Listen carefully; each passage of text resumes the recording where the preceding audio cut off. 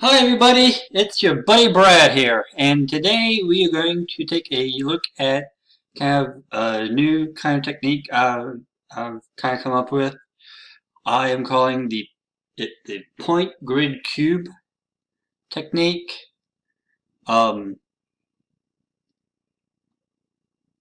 It's just I was going to do a script for it, but it's actually just going to be easier to do a tutorial because there's a lot of little uh, finicky things, and if doing a script would just be kind of a pain, at least for me. So here we go.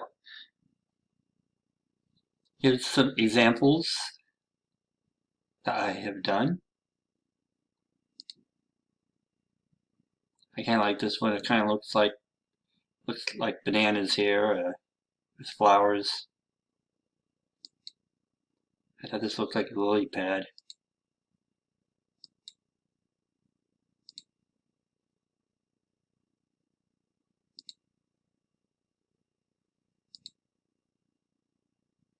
This is using Knots 3D. I call it Knots Landing.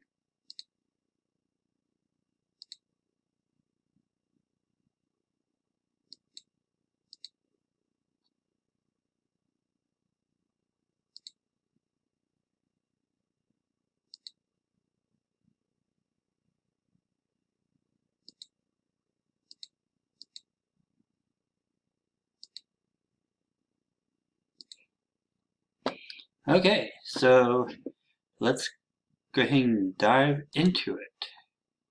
So in JWildfire, we're going to go to New from Scratch. And to start off with, we are going to select Power Plot. We'll just type in Power Plot here. And I'm going to get a different one here. Yeah, let's go ahead and see how that one works. So you can either add a variation or add a final. For this, I'm going to add a final because later on we're going to be using other variations, and it just doesn't look right for the process. So I'm going to click Add a Final. We're going to keep Linear 3D, and then we're going to type in Pointgrid, or at least point, and that gives us Pointgrid 3D here. Let's go ahead and set that to 1.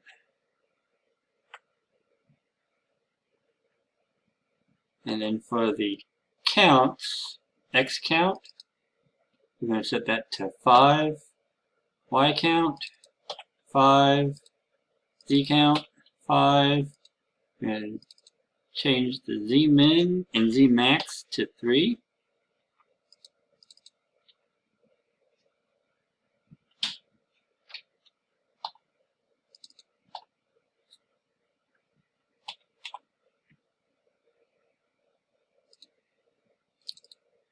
And change the distortion to 0.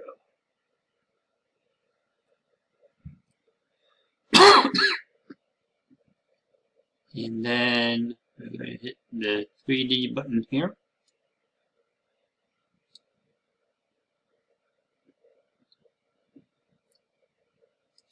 And just the 3 units from here. And then click on the 3D rendering tab. Then we're going to enable hard shadows, material settings, set ambient to 1.2.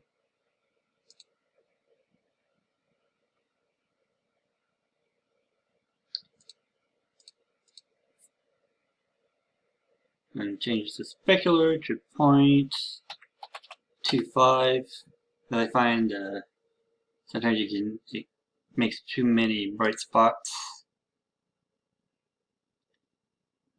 Gonna change these two here to 1.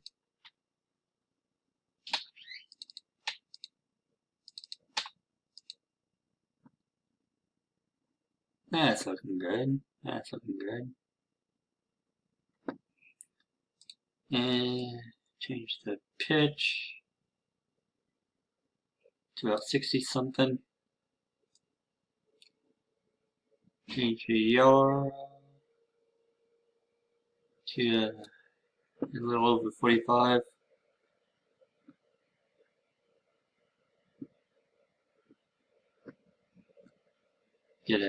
Let's go ahead and add a nice nice background.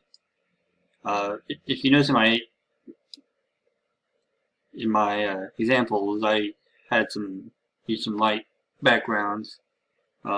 Let's see. So we're gonna have some blue up here. So let's go ahead and kind of have some reddish, darkish red. Yeah. So let's go ahead and add red there.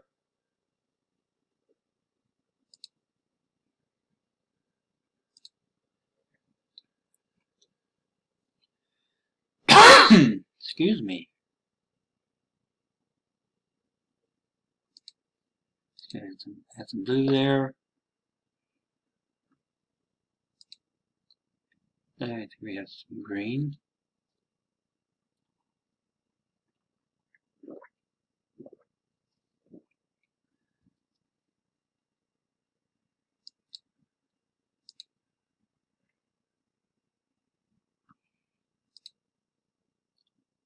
And let's go for yellow.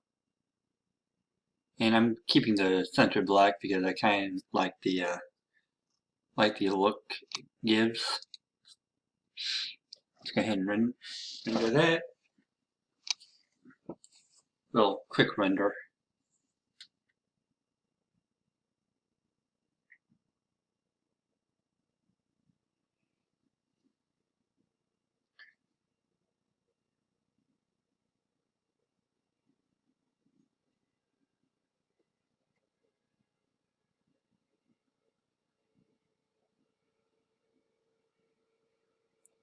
And there we have it.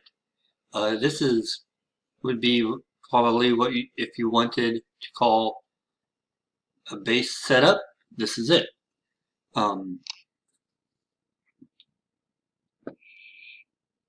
Because the process doesn't change much other than that. Under the point grid, you can always change the X-mins and X-maxes.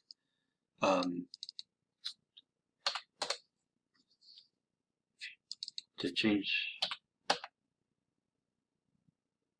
it up some. You can also enable some distortion.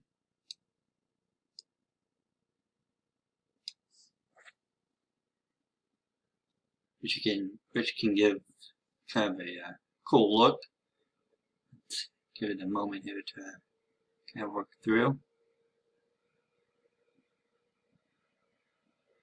Should give you an idea of how it looks. I'm going to go ahead and set that back to 0. And set these back to 3 and -3. That way we can keep it somewhat cubish.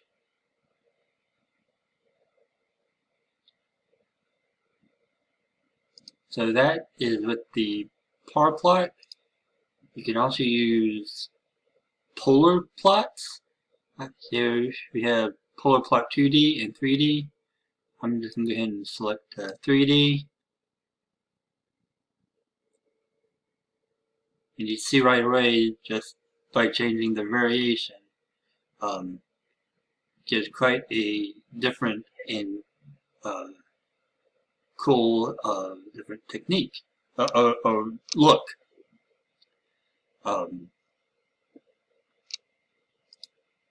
You can also change the gradients.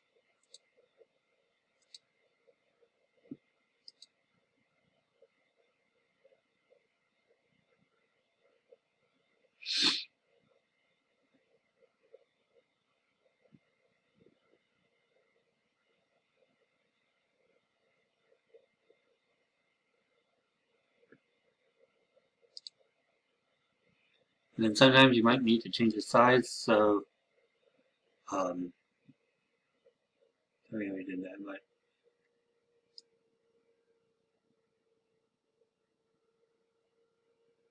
so you can change the size here. You can also change the amount of the linear, and it gives just scales it in different ways from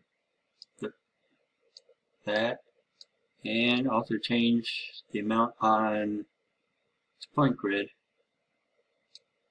Again, it just kind of scales in different ways, just for different looks, whatever you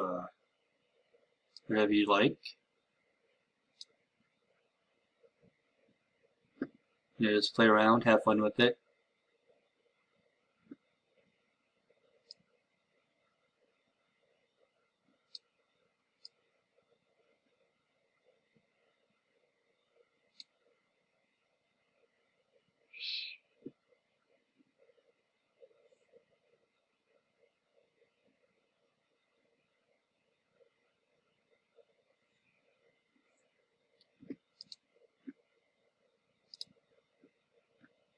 So we did the power plots, polar plots. Then come down here to the Y plots. I'm going to choose Y plot 3D.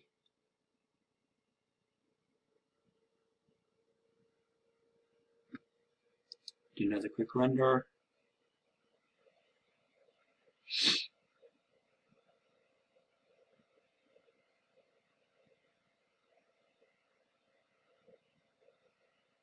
And the great thing about the plots is they have direct color already a part of the variation, so we don't need to worry about coloring, or we can change up the colorings if we don't like it.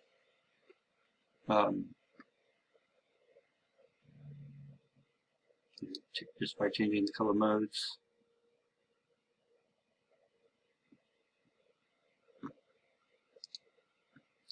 And then let's go to the ISO plots. So just type in ISO, get its ISO plots.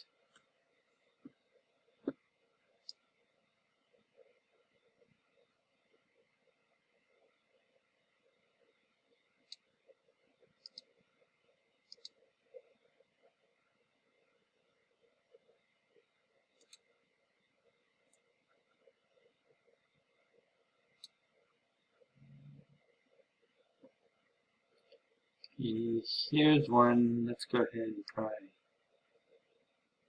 reducing that from here.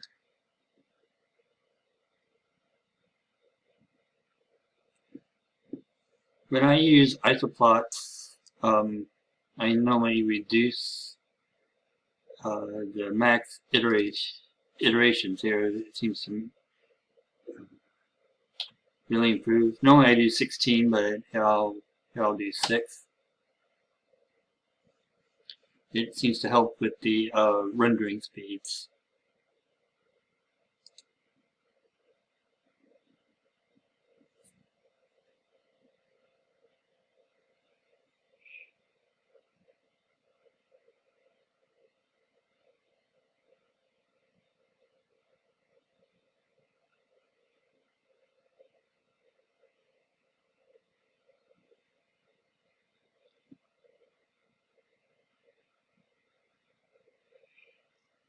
Okay, that should looks still kind of messy, but it would, if you render it out, it'd look a lot better.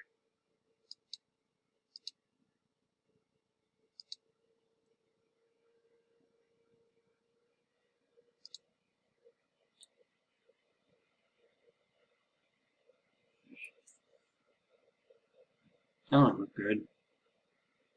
I mean, I can just tell right away. And then, let's go ahead. Another fun one to try is the browning. So I type in BRON. Actually, I'm going to go ahead and, let's go ahead and get rid of the final here. So Brownians are I kind of like because of the randomness of the lines it makes. And if we hit preserve Z, make sure that this is turned on, and click on the YZ axis.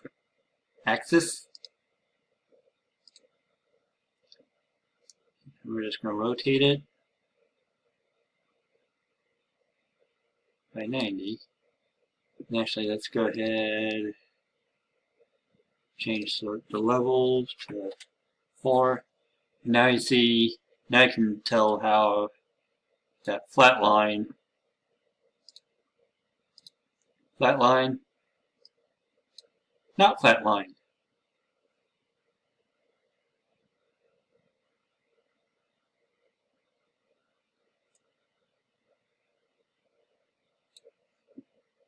You can see all the shapes and the squares and the lines and stuff.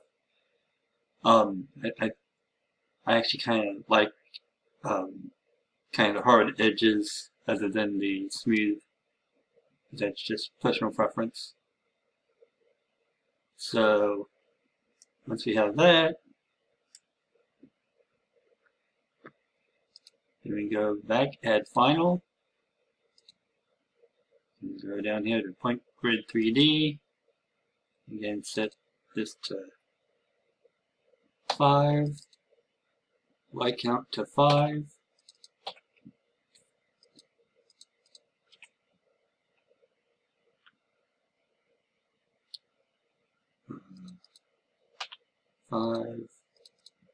Just 3, distortion 0, and set to 1.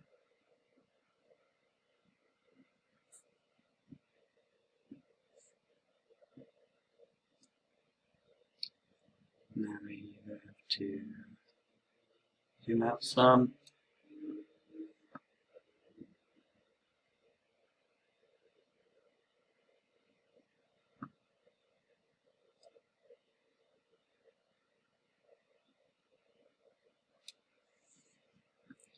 And now this doesn't make it actually total cube.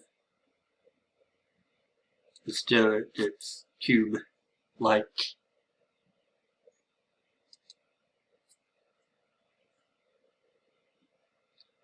do a quick render on that.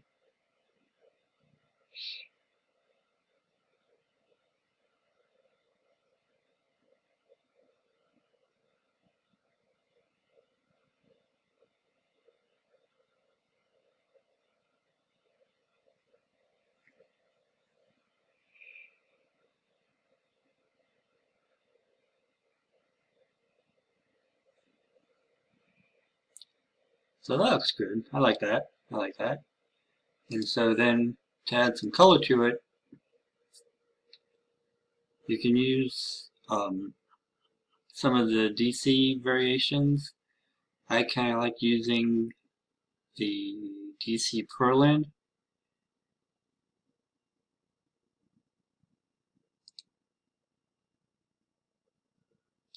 And so just hit post.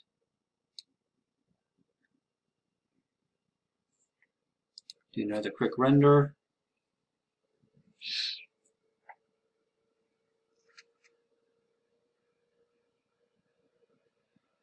And again, there's other variations you can try with this,